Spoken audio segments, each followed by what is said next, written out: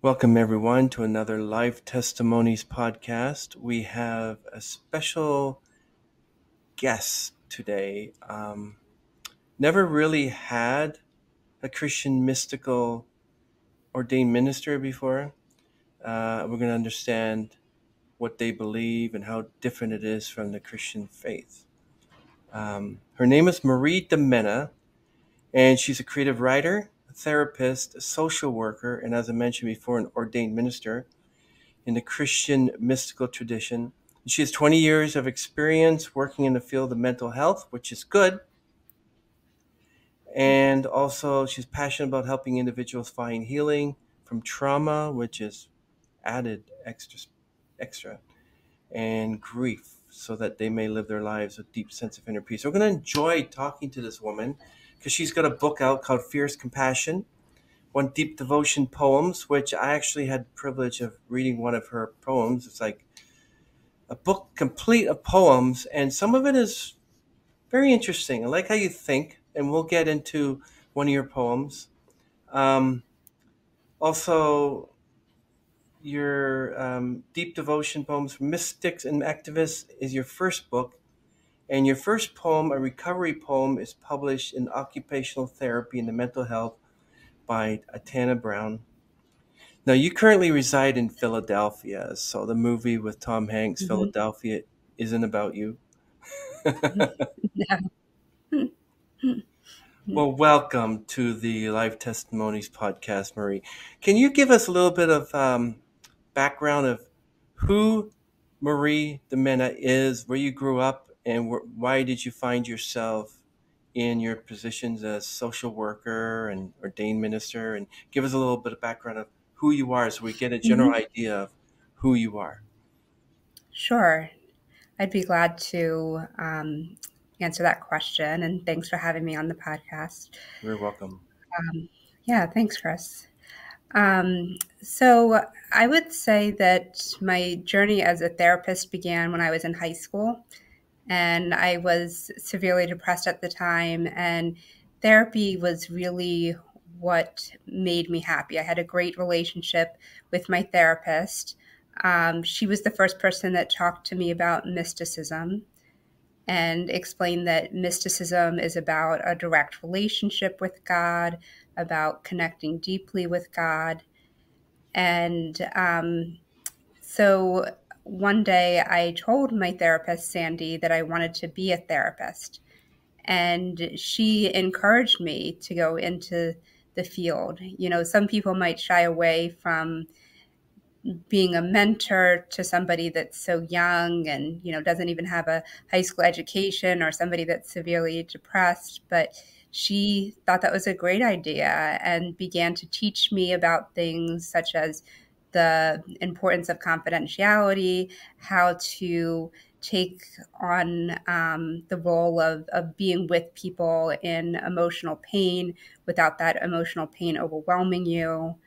So I think having her support was a really um, positive thing, and it really propelled me to go into the field of mental health. So when I was in college, I majored in psychology and then eventually went on to get a master's in social work. And then in terms of the minister role, I had basically been on a mystical path right out of college. I found a community that was focused on Christian mysticism. So, again, focusing on the direct relationship with God, having deep connection with God, and then also turning towards Mary and Jesus. And you know, it was there's a large focus in Christian mysticism on meditation and prayer as the ways to connect with Jesus. We also have the Eucharist. So I found this group in Milwaukee. I was doing some long-term volunteer work after I graduated college, and I met an alum of the volunteer program. And she was a current member and invited me to a Bible study. And you have to understand, at this point in time, I wasn't really looking just inside of Christianity for support and spiritual food. I was involved in a Buddhist group. I was reading Eckhart Tolle books, Marianne Williamson books. So when she said a Bible class, the me back then, when I was 22 years old, wasn't particularly looking for something that was a Bible class, but she said they have female priests. And to me, that really piqued my attention because I was raised Catholic and, taught that priests were male. So to me, that was an interest. And when I went to the community, there was definitely something that I felt in the Eucharist, where in college I had really been wanting to know um, more about the Eucharist. I was wanting to experience the gift of the Eucharist myself. So that's how I found the community, was after I graduated college. And then about 20 years went by, and during COVID, a former spiritual teacher of mine in the mystical Christian tradition started posting rosary videos and communion videos, because everything at this point was online. During the lockdown, most people were attending church in the comforts of their own home. And I think that helped me realize that, God can be found anywhere. So through reconnecting with this teacher, Madhuri Drake, that's how I became a minister. She took me and others in our community on as mentorees and trained us in ministry and the priesthood. And I'm incredibly thankful for that, because at that point in time, I had drifted away from the previous Christian mystical community that I had belonged to for many years, and was not really that hopeful that I'd find a spiritual teacher or community. So I think the way I look at it is that sometimes you need a bigger frying pan to fry a bigger fish. I don't know if you ever heard of that saying. So, I just had to realize that my dreams are important, and that, God will answer my prayers. Um, that's true. Yes, I totally agree with that. Um, and when you mentioned about you need a bigger fish, right? That reminds me of that the line from Jaws where they said, "We need a bigger boat." So it's sort of like the shark was too big for their boat. So imagine us as the boat, and then we need something bigger than that, and that would be God Himself. And I know that through relationship with Jesus Christ, that I have been able to like just you have to navigate life, and with trauma, which is interesting because you deal with trauma. Um, you said you wanted to be a therapist, but can you give us an idea of what the difference between a therapist and a social worker is? That's a great question, because on the back of my book, in my bio, I do put that I'm a therapist and social worker. So, a mental health therapist is somebody that will work with clients and help them gain skills to manage things like trauma, um, depression, anxiety, substance use, also help them process what they're going through with different mental health issues. So, a social worker can be a therapist.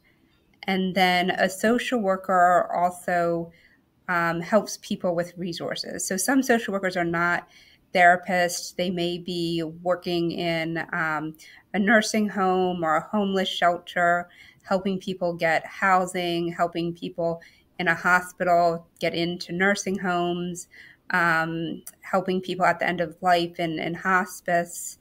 And there can be some overlap. I'm passionate about offering people resources if they're needing housing resources, and um, I'm also passionate about being a therapist.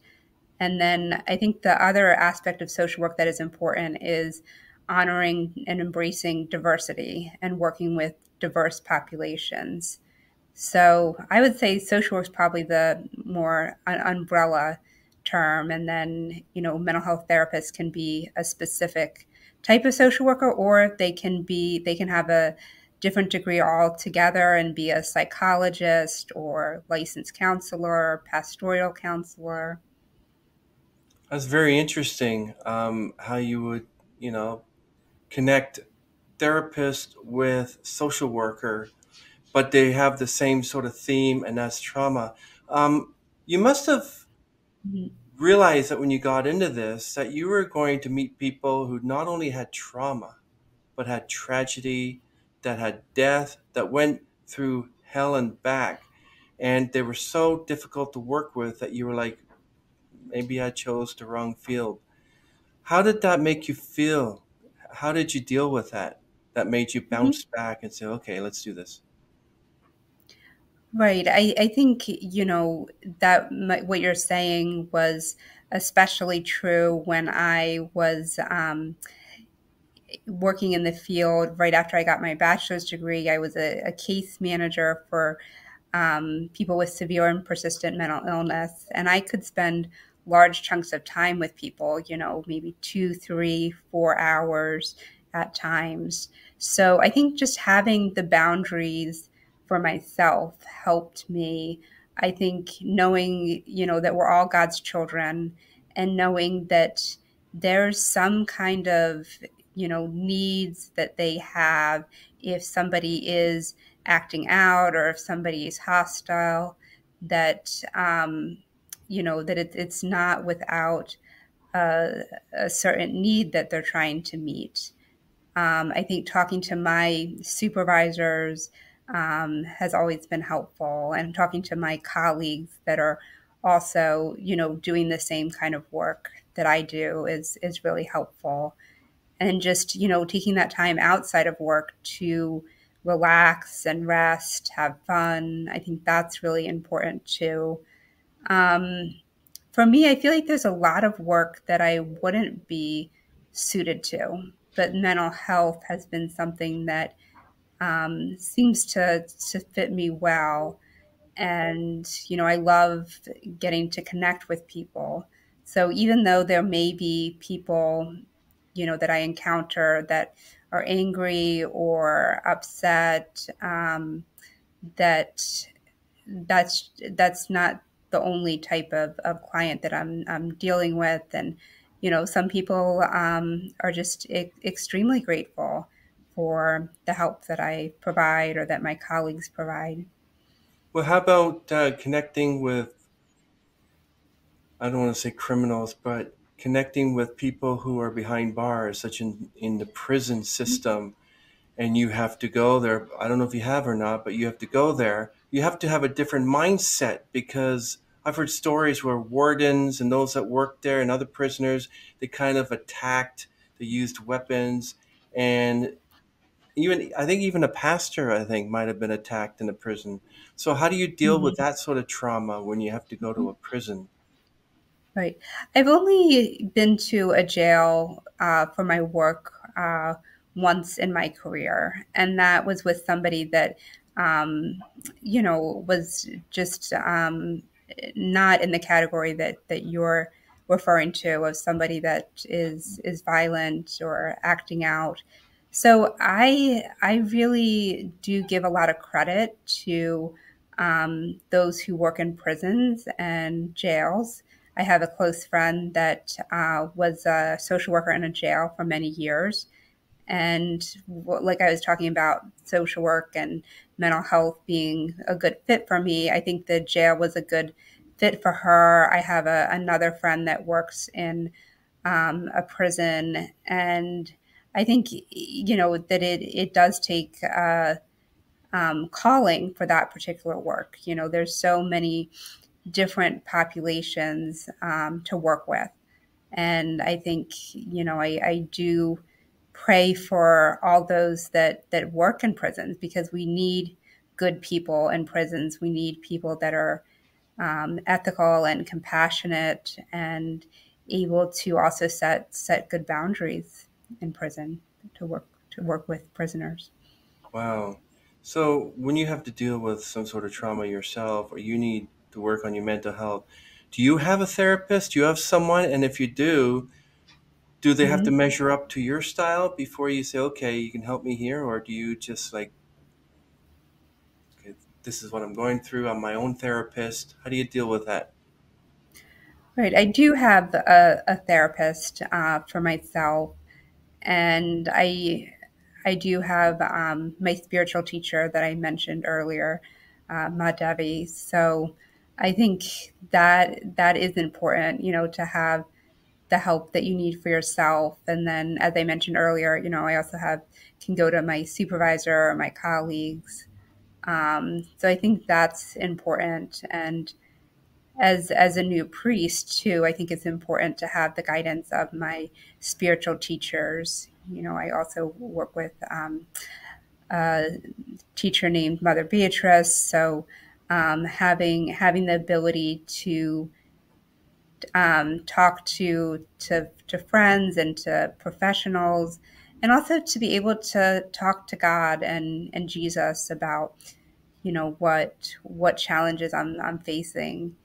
And I think that's true not just with work, but with issues that arise outside of work too. That's interesting. You were mentioning earlier about how, female priests.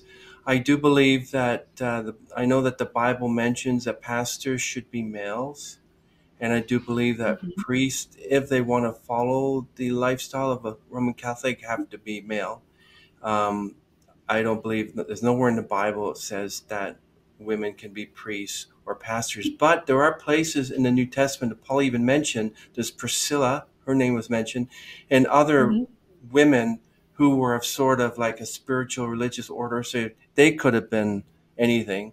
And a priest is someone Right. like all the priests were men in the Bible, but but you have to think, okay, what does God mean by that? Um, so as a your belief in God, and you said as Jesus, and I believe that Jesus is God, but I see what you mean there. Um, with your belief in God, and you're growing up, believing in Roman Catholicism, and I don't know if Mhm. you believed in Mary worship and the Rosary, but did you believe that either Mary was more of a spiritual help, or do you believe that God was more of a spiritual help? Who did you go? You said you went to God. Did you ever in your life think that Mary might be the one to go to? Sure. I do believe that, it's like going to God and Jesus and the Holy Spirit, that it's all God, just like the ocean is all water, and like when we're swimming in the ocean, it's like, well, how do I separate this piece of ocean from that piece of ocean? So for me, I do um, have a reverence for Mary as the mother of Jesus, and I understand that that's not true for all Christians, but I believe I don't find it helpful to criticize or put down other Christians. I think there's enough of that out there. So I want to focus on, who can I connect with as a community or an individual. What do we have in common? How can we come together? Um, so trying to think if there's anything else that I want to say about that. But I mean, I think it's great that in prayer we can ask God and Jesus any questions that we have. If we feel an uncertainty about, should women be priests, that's something that we can ask in prayer and see what answers we get. And also, you can get it from God's Word itself, the Bible. Uh, Mhm. I see that you're passionate about helping individuals find healing from trauma and grief. Isn't trauma and grief the same though? I mean, like, um, for instance, you help them through it so that they can live their lives with a deep sense of inner peace. How do you know they have inner peace? How do you know they're not going to go home and say, I Mhm. got to talk to Marie again? Like you would have the same person. Like, how do you know that, okay, we can check your name off, that you're fine now, you can move on? Is that really true? Because I lost Uh-huh. my parents, and when my both parents died of cancer, 9 years between each other, there was still trauma. And even though there's trauma to them, Right. like I wish Right. I could pick up the phone and say, hi, there's a, because I have trauma. I may not have the inner peace, but I know that they're not here. I have to accept it and move on. So, what kind of trauma they need more than inner peace? Right. I mean, I think you have some good points about that. I mean, to answer, it seems like there's a few different questions. So to answer the question about the difference between trauma and grief, I mean, first of all, there's a lot of overlap. You know, you mentioned cancer. If you, you know, for people that have loved ones with chronic illness, that can be traumatic, and also they can be grieving, you know, whether the person's still alive or has passed away. You know, there's an anticipatory grief that comes when somebody is ill. And then, you know, when somebody passes away, we're obviously grieving. Now, when my uncle passed away and my grandparents passed away, I feel I was grieving. I don't feel for me that it was traumatic. You know, I've had other traumas in my life. I was a burn victim when I was 3. Mm. So I think it's really how the individual defines it. You know, a traumatic event, you know, can be separate from grief in that, you know, if somebody, for instance, me being a burn victim at age 3, you know, I would categorize that as trauma rather than grief, even though for my parents there may have been some grief involved, um, because they didn't know if I was going to make it out alive, but I did, obviously. So I think again there's some overlap, um, and then and two, maybe when, you know, the instance of my grandfather, you know, he was 90 years old when he passed away. He did have some health issues, but again, I don't feel like that was traumatic, even though it was a loss because I was very close to him. Um, and then um, I think in terms of inner peace, you know, I know for myself, it took me many years to find inner peace. So I think it depends on what people's goals are. You know, being on the mystical spiritual path, most of the people that have found that path are looking for inner peace. And I think that maybe there are people that feel like inner peace is maybe impossible to find.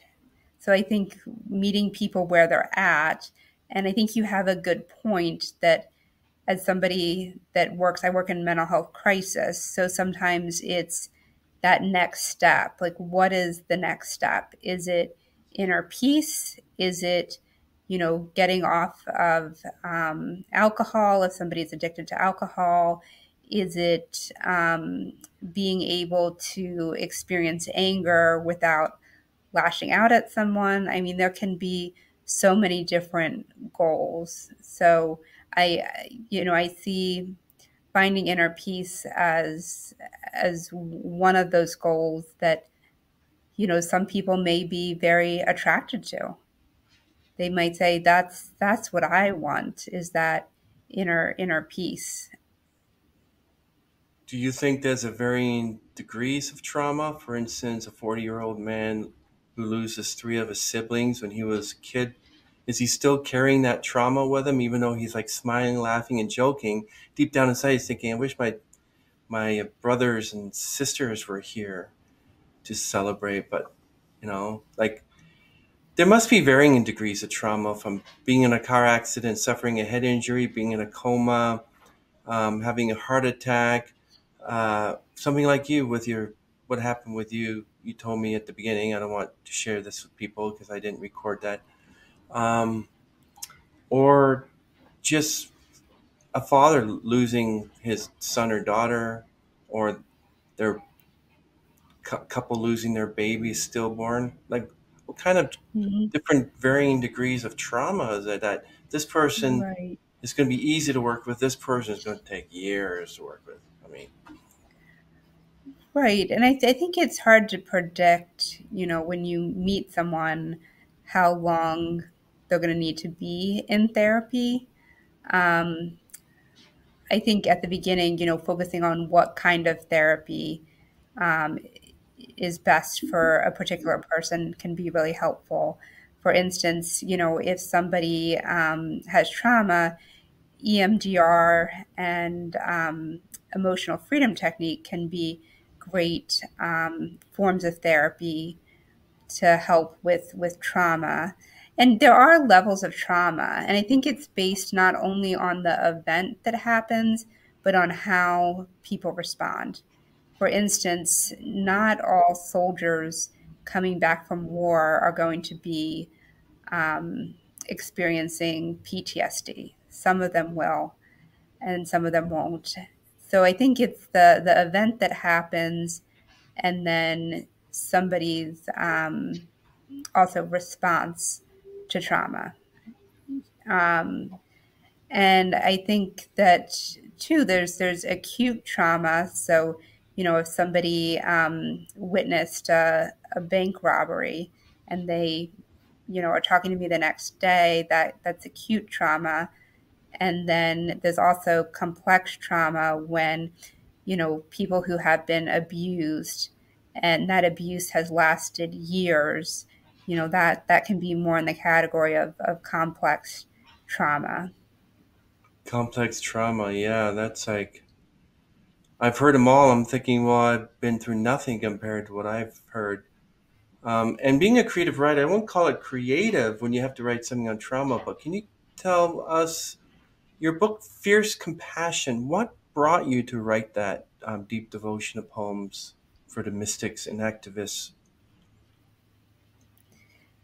Well, that's an interesting story. I was actually planning on publishing the book that I'm still working on, and I just got this sense that it wasn't ready. And I had just become a new priest. I just had a lot going on, and I felt like I just needed some time before I published the book. So I thought I had already signed up with a group called Red Thread Publishing to publish this book. And it had been my dream ever since I was in college to write a book. So basically about 20 years. So I didn't want to just give up and not publish a book. And I've had poems in a document that I had written. I had also had some Facebook posts that I turned into poems. And then I also wanted to have some way of expressing how challenging it is to be in this divisive political climate when I believe all people should be honored and embraced for who they are. And I think there's a lot of ways in this country that we're failing people. I think we're failing people in poverty. And now I think more and more we're failing middle class people too that are struggling financially and saddled with things like student loan debt or a minimum wage that hasn't increased in so many years. So I think all three of those factors of not being ready to publish the other book and then having a bunch of poems and then also wanting to have an expression of the kind of world that we'd like to see, those three things led me to write the book. Yeah, and your recovery poem as well. Like, Can you share a little bit about that? Why, how do you know that did the recovery poem actually, um, yeah, so share with us a little bit about a recovery poem. Like Sure. why do you think that that would help people? Sure. I mean, worked at a community mental health center in Kansas City in the early 2000s. And I saw that there was a really strong focus on the word recovery, which was interesting because in my spiritual community, there's a strong emphasis on on the word transformation and growth. So they have every year in Kansas something called a recovery poem for all the clients at the mental health centers across the state to come together and celebrate recovery. And oftentimes staff go to this conference as well. So I knew that I was going to this conference, and me and a friend named Jan Kobe, who was a coworker of the mental health center where I worked at as well. We did a group, a presentation at the recovery conference. She's an artist and I'm a writer. So I shared some writings and talked about writing, and she shared about her artwork. So I wrote that a recovery poem for the recovery conference. Yeah, I actually really like it. Do you mind if I read a little bit of it? Sure. Okay. So everyone, the recovery poem goes, so it's, people recover from illness, from sorrow, from addiction, from acts of violence. People recover, our voices join together in harmonic song. People recover from death, from persecution, from divorce, from prejudice. People recover with courage and strength of character. We hope, we dream, we dare to live again. People recover from abuse, from injury, from injustice, from natural disaster. People recover, we triumph, creating networks of support, finding one another in the fabric of community. People recover. It's quite a it's a pretty long poem. So, but Mhm. hopefully we can have that down below. Um, the one thing I really appreciate about this is the part where it says, "We recover. The desire to be well shall make us whole again." What does it mean, Mhm. make us whole? Well, that's a good question. Um, for me, and I'm sure it's different for different people. For me, that means that maybe we feel when we are grieving or are affected by trauma, sometimes we don't feel like ourselves. So getting back to feeling like ourselves, which I would say too could be connected to, our true nature, which is has many qualities. It can be kindness, compassion, peace, um, wisdom, and it's not to say that there's anything wrong with grieving. That oftentimes we look at grief or sadness as if there's something wrong, but our grief is there to help us to take action, to communicate, to validate our experiences. So while there's nothing wrong when we're grieving, that we also oftentimes want to be able to feel joy. Of course, how could we not want to feel joy? How could we not want to feel um, connected to who we really are? So sometimes that can be maybe in the background rather than the foreground. And and I've heard people say when they're going through something like, "Oh, I just don't feel like myself," because they're longing to get back to that sense of who they really are. You also say we recover from hatred. Do you really recover from hatred? Well, I think that it's a matter of not letting other people's hatred take you down and um, run your life. Now, I think there's so many different circumstances. I mean, I'm someone, that I haven't personally had anyone in my close circle that was murdered, for instance. Now, I think, I know, I think his name is Bud Welsh. He said, if somebody tells you the day after they lose their child that they're forgiving the person that murdered them or planted a bomb, that he doesn't believe them, that it takes time to forgive. And like you were saying earlier, if we've done a certain amount of work on grief or trauma, that it can still come back, 5 years later, 10 years later, however many years later. So I think just having some space for the fact that it is difficult when, to see what goes on in the world or what goes on in our lives, what we're seeing now with Hamas, it's hard to grapple with. So, but at the same time, I think we can feel empowered when we're able to say, you know what, I'm not going to let the hatred be the final say, and that I know, in the power of the I believe in the power of the resurrection, that suffering can give way to new life and resurrection. So I feel like there's a lot more that could be said, but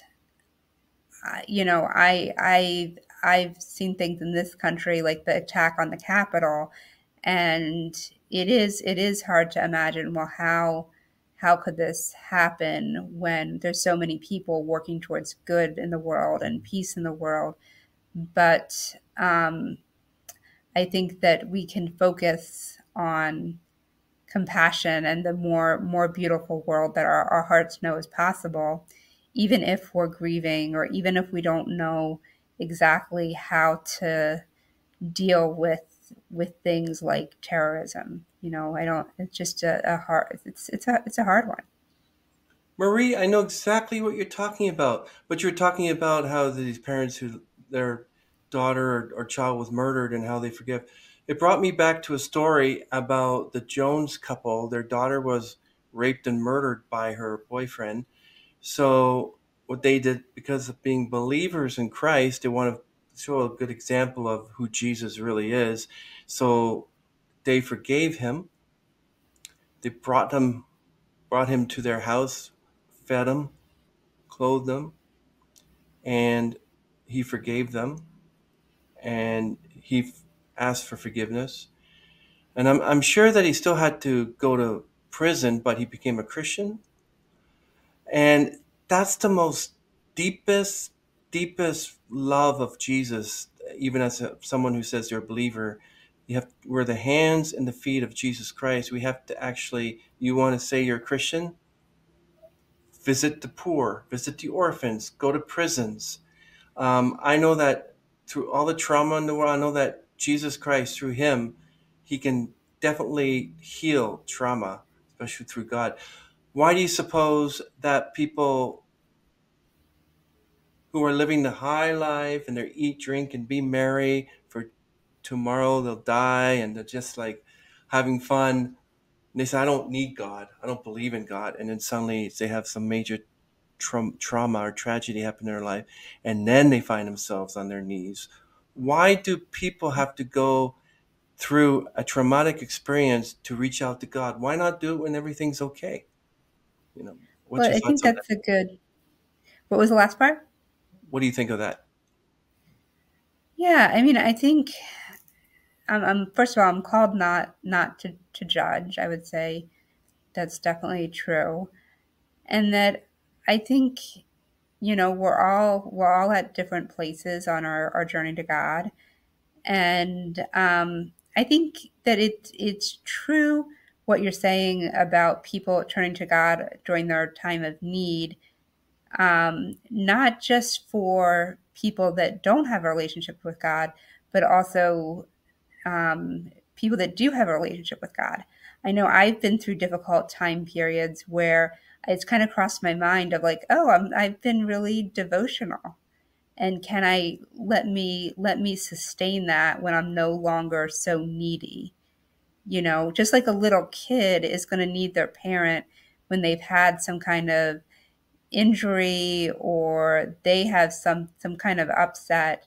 They're going to need their parents where they might feel like they can be more independent when things are going well. So I think it's a big, I think the lesson is for us, because sometimes I don't really know exactly what's going on with other people. Like I don't know, why some people don't turn towards God at certain times. I think, but I can look at my own life and say, when can I be more devotional and more consistently devotional? Was there ever a time in your life that you lost complete hope, complete trust, that you just like, okay, God, where are you? I did this, I did that, I did this, I did this, I helped this for did. Was there ever a time you went through that? Yeah, I was asked to leave a spiritual community because I had mental health issues, and during that time, instead of finding another community or turning to God, I just wasn't very devotional at that point in my life. It's not that I didn't believe in God, but I was distant. And then this was when I lived in Kansas City, so it was my late 20s. And then, just like you said, the difficult times really can bring people to God. So I actually just started praying shortly before a coworker of mine was arrested at work. And this is when I worked for a free health clinic. And it just really was alarming to me that that would happen. She was committing identity fraud. And so that, and it made me think, well, that's why I started praying again. Like, because I started praying again, and then that event happened. So, once my coworker was arrested, I realized, I'm like, oh, wow, I really need God, and was also going through a breakup. So I think it's pretty typical that our pain leads us to God. So I think that might be okay. I mean, not that I ever want people to go through hard times. I don't wish pain on people, but I think it has us a way of teaching us.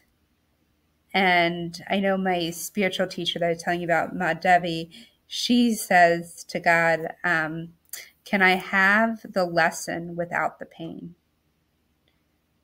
Like, is it possible, God, for you to give me the lesson without the pain? So like, no pain, no gain. You want to work out and get those muscles, you got to go through. You got to go through pain. You're not going to take a special vitamin and boom, there you are. I didn't have to do any work. I could just sit here, watch TV while my muscles are growing. It doesn't work like that. Why do you suppose people like to hug their pain? This whole thing, hug your pain.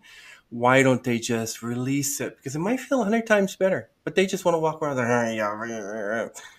Why? Well, I think there's a difference between holding on to pain.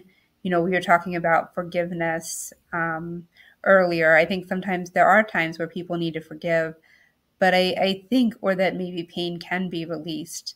But I think there's other times where people actually need to be with their pain for some time. Like, um, when, like, if you're, I don't know why this is coming to me right now, but if you're going on a trip and you say this trip is 7 days, well, you obviously, need to experience everything during that particular trip or vacation. So I think sometimes with grief and pain, it needs to be heard. Like we were saying earlier, the grief is there to be to have us take action, communicate, or validate our experience. And sometimes with grief, we just need to feel that sadness of missing someone, you know. So I think it could just be like a matter of asking God, you know, is it time for me to let go? Like, is it okay for me to let go? And then if you can't let go, then there's more to process. So then spend some time with the pain, just like you would with a little kid that needs your support. You know, self-compassion can go a long way. So I think you're bringing up a good point, that I think there's that differentiating between needing to let go versus needing to be with our pain, because so many people just try to push pain away. Maybe they don't like the growth that comes with it because they're afraid that they might be in a position that's better where they are, but it be might bring them more to where they have to help other people and say, I can't do that. I'm not a therapist. If I hug my pain and I can walk like this, instead of letting it go. I believe that's why many people, when they say, why did you climb Mount Everest? Because I can. Or they're climbing Mount Everest because they have pain, they have trauma, they want to get to the top of the summit, put the flag down. Now I'm free. But it doesn't really work like that because there's hidden agendas in people's minds. Like, what about your family life? How would you consider your mental health now to when you were in your family and growing up? Like, do you think you're in a much better position than you are mentally and spiritually than you were back when you were living with your parents and growing up?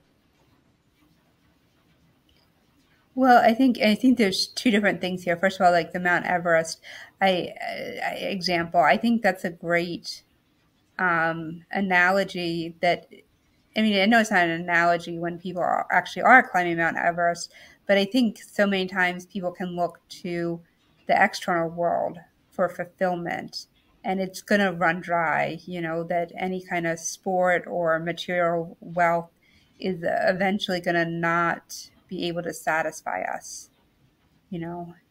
And in terms of me growing up, I mean, I realized, and I talk about this in my book.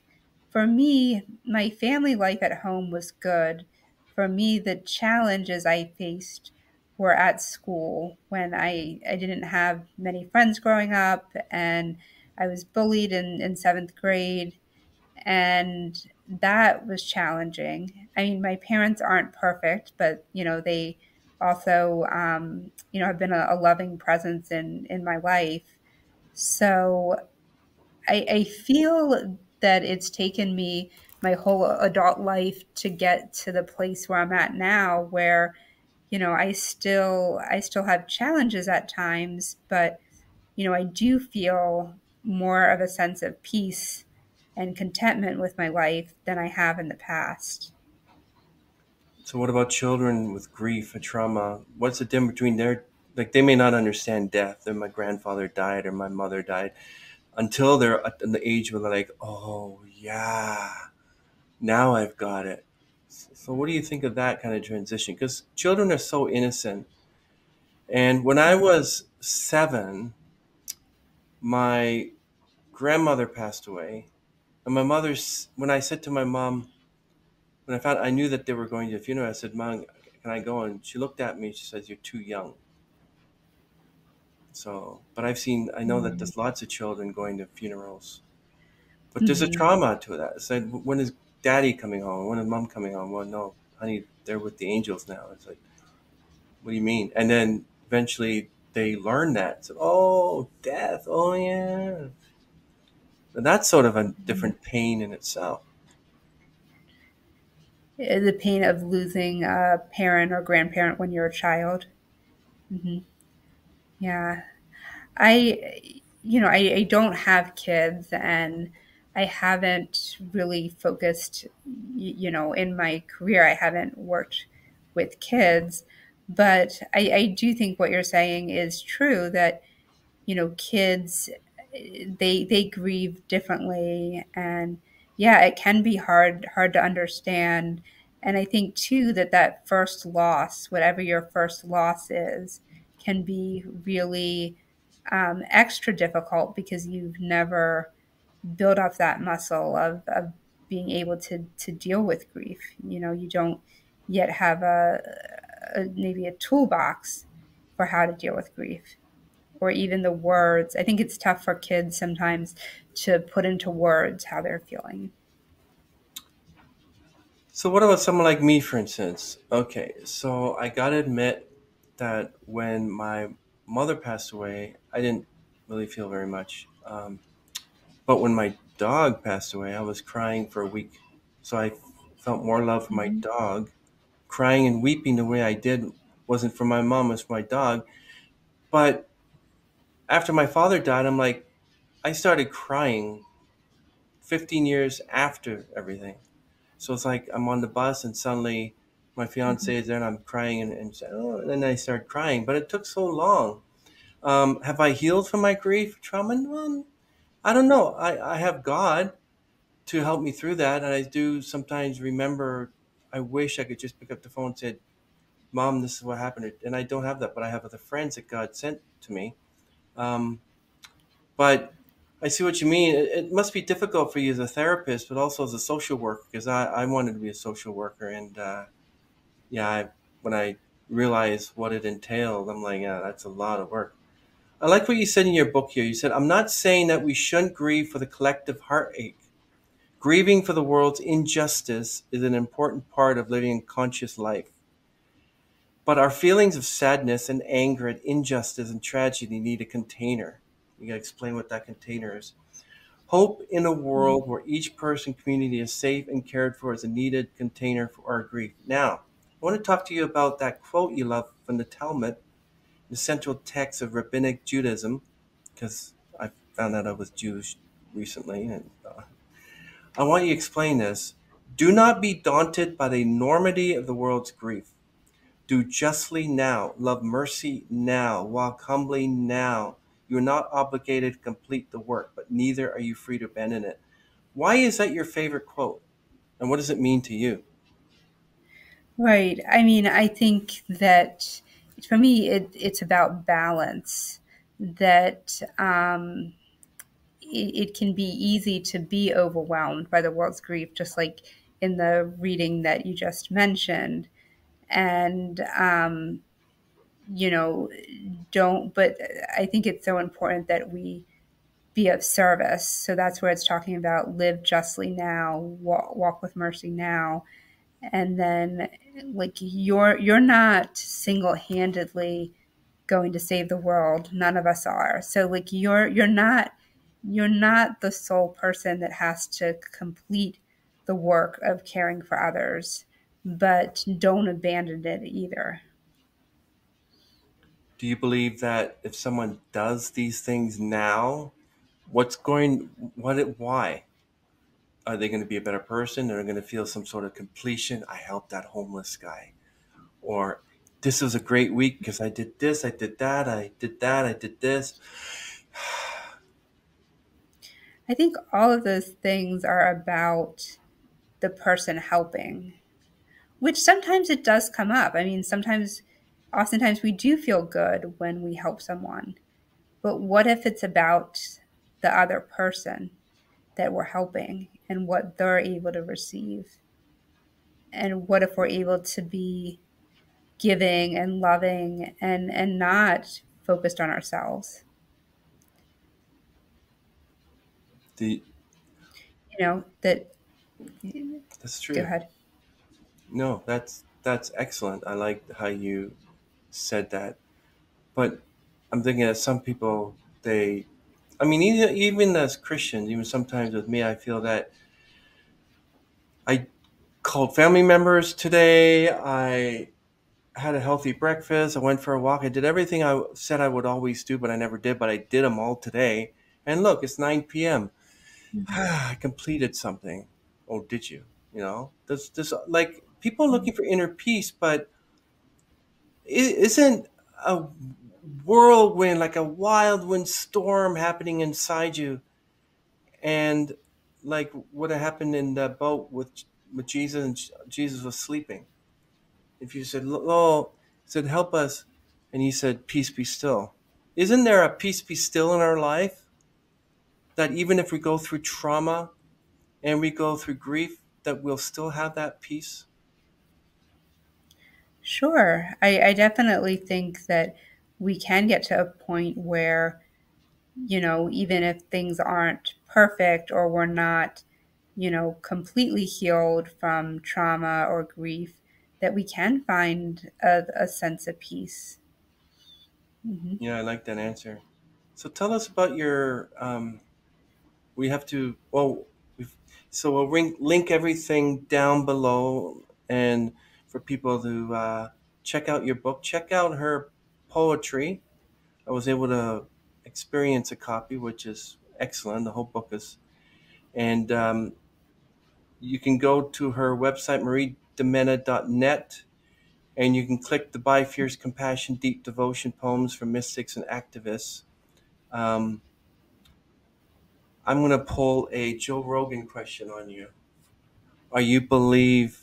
I Let's do that again.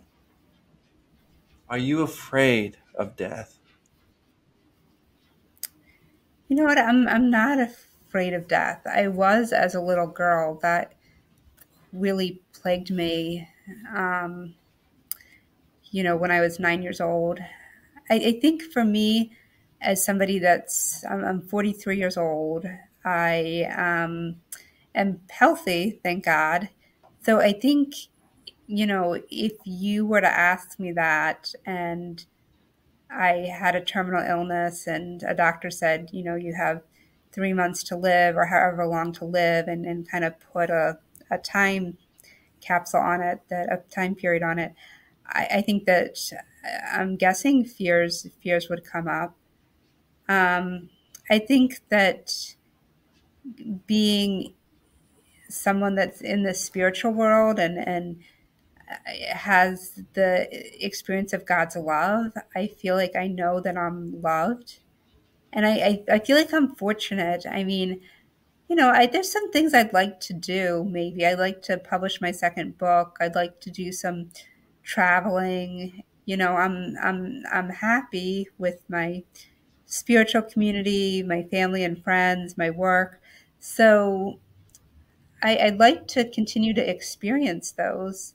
So I think, if this was the end of my life today, I might be sad that I didn't get to experience more of the good things that are here on earth. But I I just feel like it's not something that I worry about.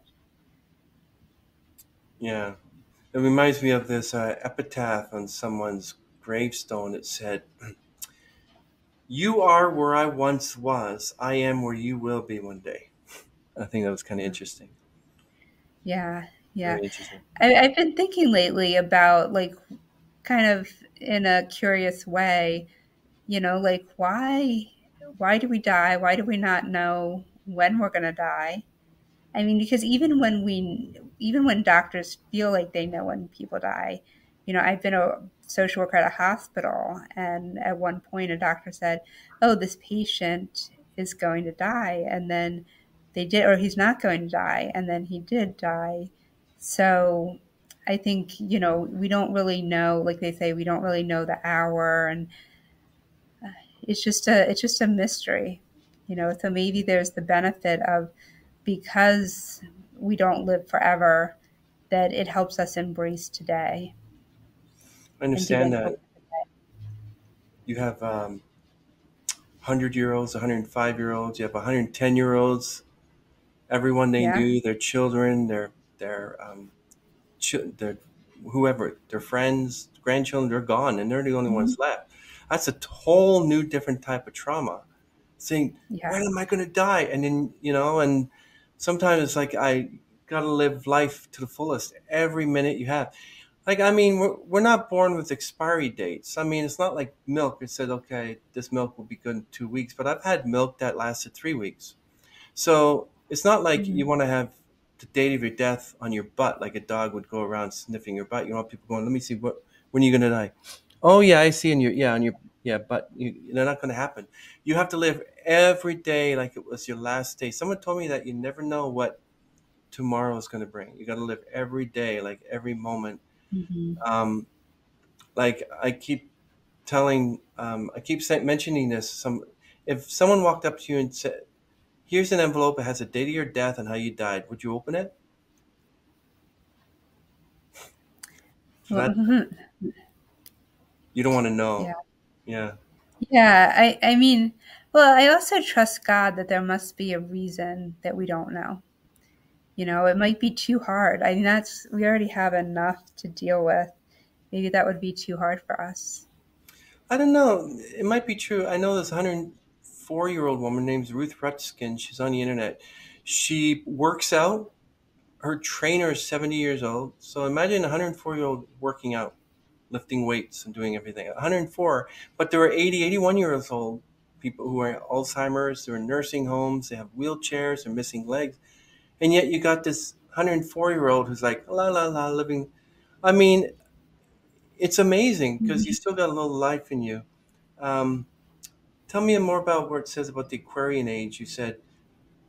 What you said will last the next 2,000 years. We really don't know. It's marked by cooperation, collaboration, community, and individuals bringing their unique gifts and expressions to work for the greater good. Um, Explain that one a little bit. Sure. Well, the Piscean age is what we're moving out of, and the Aquarian age is what we're moving into. So I think what I would say most about the Aquarian age is what you just said, that it's supposed to be about, you know, brotherly and sisterly love, about coming together and working together, collaboration, where the Piscean age was about, it was actually about suffering and shame. And so it's just an opportunity to begin again, just like we begin again with the new year coming up. We get that reset. And, you know, that's what the Aquarian age can be for us too. This is awesome. I'm really happy that we were able to get you on the podcast. Everyone, Marie DiMenna, she's an author, minister, and spiritual counselor. We'll link how to get her Fierce Compassion, Deep Devotion poems from Amazon on her website. We'll include that below. And also the fact, follow her on Amazon. And you can also buy the book at Barnes and Noble. We don't really have a Barnes and Noble in our area, but those in the States or maybe places in Canada at Barnes and Noble, you can get it there. And she's Yeah. also in the It's actually, media. Oh, sorry, oh no, I'm sorry to, it's also, it's actually Barnes and Noble online. Barnes and Noble So, because online. it's only, there's only one Barnes and Noble that it's available at, and that's in downtown Philadelphia. Oh, okay, Because it's available on Barnes and Noble online. Uh-huh. all right. Well, we'll link her website, mariedemena.net, down below because she also offers weekly Zoom meditation classes each Saturday at 12 noon. Are they still going on? They are still going on. Uh-huh. And just so you know, the meditation classes focuses on using meditation tool to connect with the divine within and our true nature. Well, that's basically that would be to those who want to join, but we will post it down. But well, actually, it's part of her website. You have to look. Thank you very much, Marie. Really appreciate Okay. this. Thank you. Really wonderful to talk to you. You gained some great insight, and we really hope that you have a wonderful Merry Christmas and Happy New Year. We're going to end this. Before we go, is there any last words you want to give our audience? Just thank you, Chris, for having me on the show, and I really appreciate it. You asked a lot of really good questions, and thank you to all of you who are listening. Merry Christmas, Happy Holidays. Merry Christmas and Happy New Year. Bye, Marie. Bye. Thank you.